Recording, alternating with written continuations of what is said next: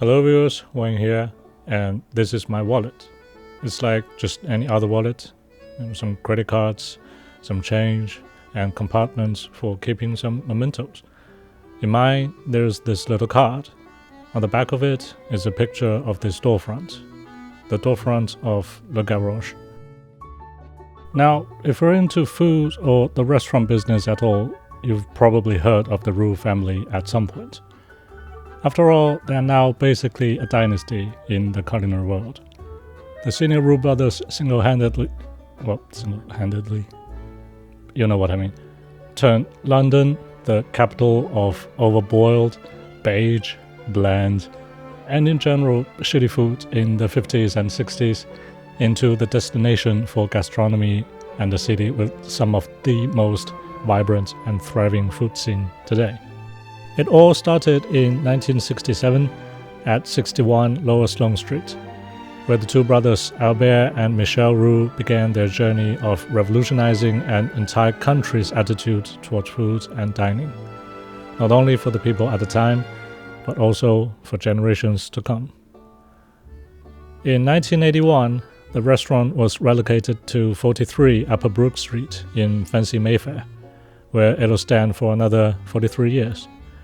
Having carried over the 2 Michelin stars from the old premise, the newly decorated Gavroche received its 3rd Michelin star 1 year later, becoming the first ever restaurant in the UK to get 3 Michelin stars.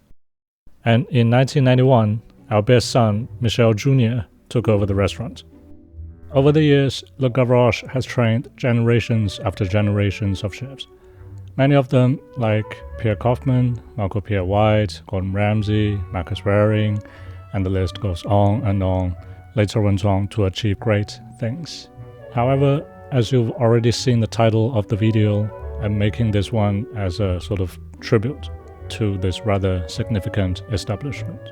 Because after 57 years of service, Le Gavroche served its last meal on the 13th of January 2024. It too has joined the list of legendary restaurants that's marked permanently closed on Google Maps. And that makes me rather sad, because visiting Le Gavroche was for me very special in a multitude of ways. So I wanted to make this video to make a Gavroche dish to pay my homage. Right, so what dish? Well, you've seen this fish, and this is what I'm gonna make. I've thought long and hard about this.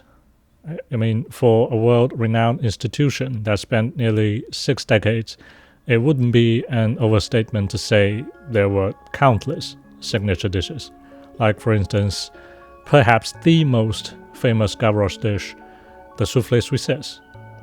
It's rich, decadent, unapologetically and almost stereotypically classically French. Also a firm favorite of the Queen Mother, this particular soufflé has been on the menu practically every day since day one. Or like the œuf Albert, a light snack made with leftovers the senior brothers used to have after a long day's service. In the end, I settled on this, a stuffed sea bass. I mean, it's not a particularly famous dish, certainly nowhere near as famous as the soufflé suissesse, and it doesn't even look that spectacular either, compared to some other more elaborate dishes. So why?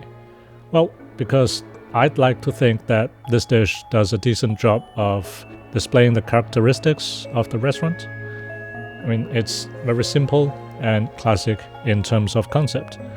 It's just a sea bass and fennel cooked en papillot, but at the same time with a degree of technical flair thrown in it.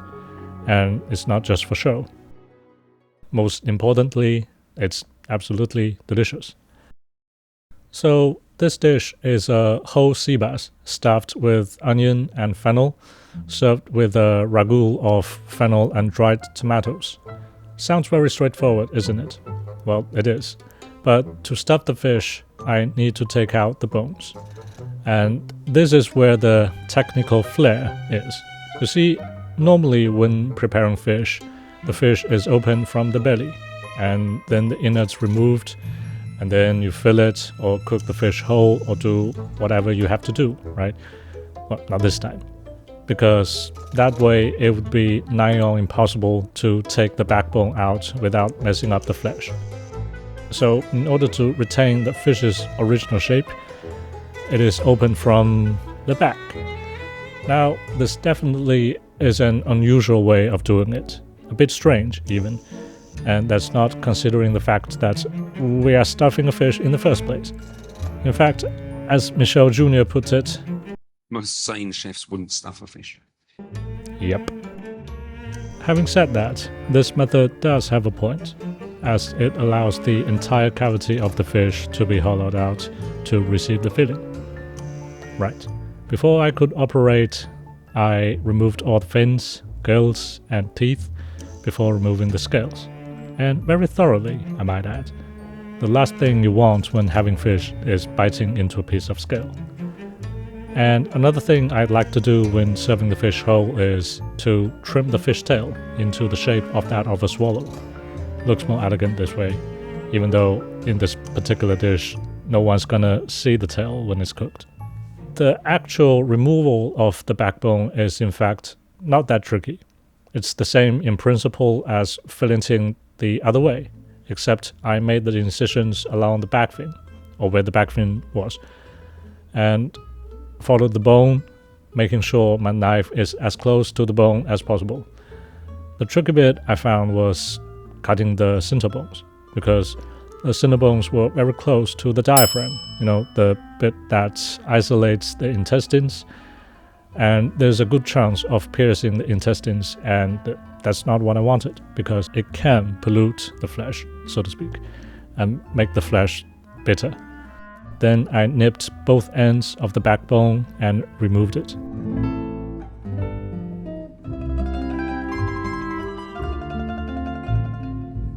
Now is the really tricky part of getting rid of the intestines. As you can see, I'm being very delicate here, almost teasing it with the tip of my knife. First, I detached the tail end and scraped it off, then moving on to the head end. Because the intestines goes quite deep into the head, or stomach, it connects to the mouth, right? And there wasn't much space for the knife. I pretty much had to carve out the intestines.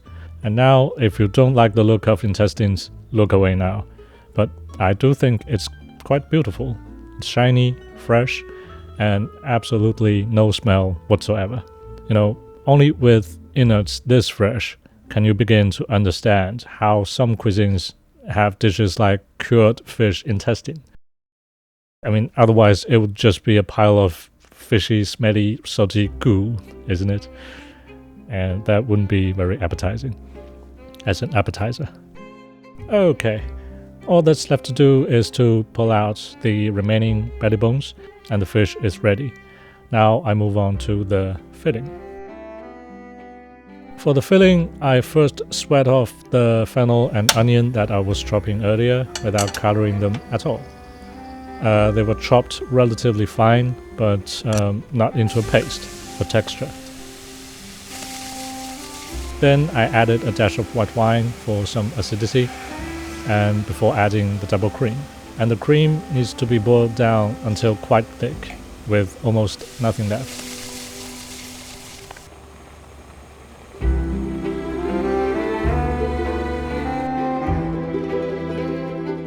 When the filling gets to the desired consistency, I add the key ingredient, and that's Pernod or pastis.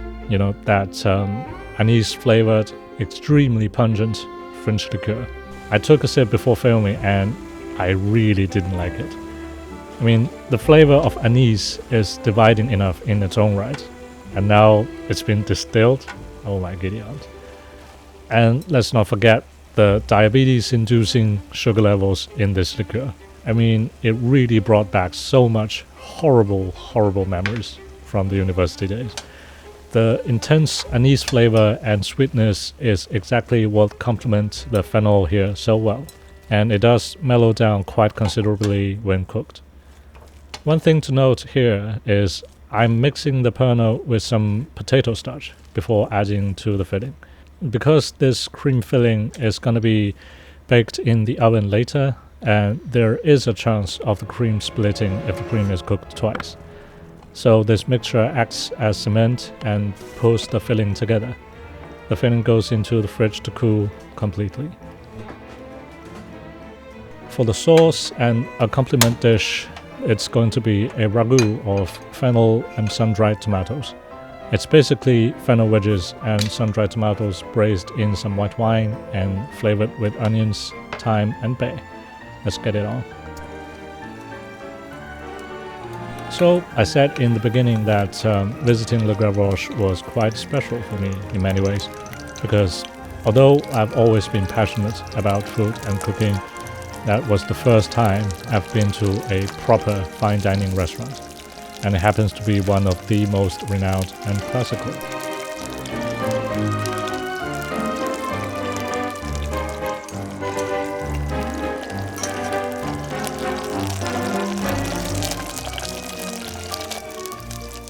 I still remember being told, rather embarrassingly, to put my jacket back on upon taking seat, because the restaurant has the jacket rule. However, when I was doing research for this video, I saw Michel Jr. said in an interview last year that he'd already dropped the jacket rule not long after he took over the restaurant. Strange. But besides the food and service, I also got the chance to see how a Michelin-starred kitchen operates. Can you imagine my excitement? Although by the time I was invited into the kitchen, I was already so drunk that I had no idea what I saw or said. What a missed opportunity, hey?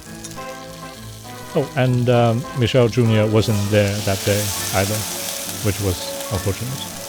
But I did bump into Mr. Greg Wallace, and he was kind enough to leave his table halfway through dessert. I think it was dessert. And taking a picture with this drunken Asian kid wearing a ridiculously floral tie. I also vaguely remember he said something about encouraging me to pursue a career in a professional kitchen, but I could be wrong.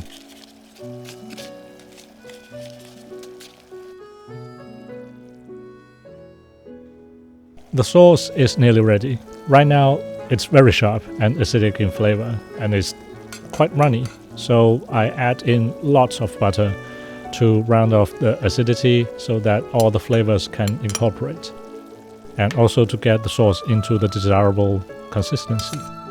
This is called monter au beurre in French, meaning to finish a sauce with butter.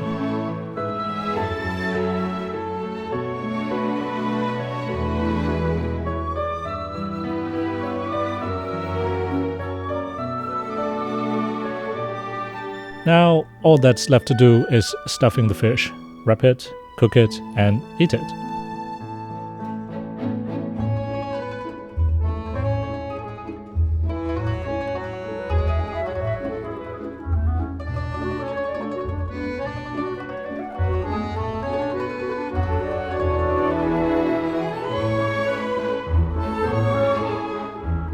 The fish is stuffed now and is back to its original shape. And that's the whole point. I wrap it tightly in parchment paper and into a very hot oven and cook for about 15 to 20 minutes, depending on how big the fish is. Okay, time to open the parcel. You know, when I got the fish out of the oven, there wasn't much smell at all, which only built to the expectation even more. But the moment I sliced the paper, man, the massive smell of fresh fish and the fragrance of the fennel. Let's play it up. Oh, and in the original recipe, the fish skin is discarded. I know many people don't really like fish skins, but I decided to deep fry the skin right before service. I mean, right before plating up. For one, fried fish skin is very tasty, if you haven't tried it. And also it adds some crunchy, crispy texture to this otherwise tender dish.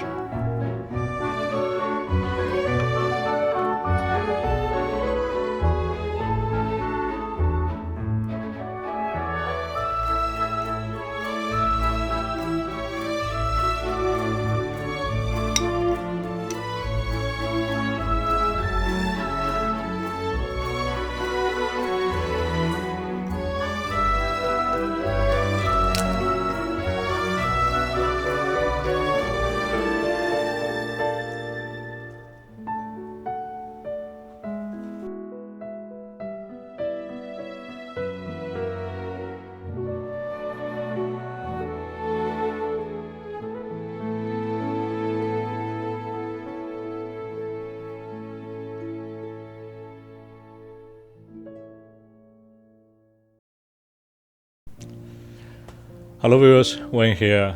Thanks for watching. I know it's been a long time, and don't worry, I'm still alive. It's just, if you've watched this far, you've probably guessed that this video was supposed to be out somewhere in January, right? And it's already April. I know. It's just, I've been pretty much sick ever since the second day after Chinese New Year. And that did greatly affect the production of this video. The good news is I'm largely recovered now, and this video is pretty much done. So by the time you see this video, I'm already on to the next one, and that's gonna be a spring themed film. I just want to say thanks so much for your patience, and I will try my best to make up for the lack of contents of the past 2-3 months, and I hope you stay tuned. Thanks again. I should go back to finishing up this one. See ya. And also take care.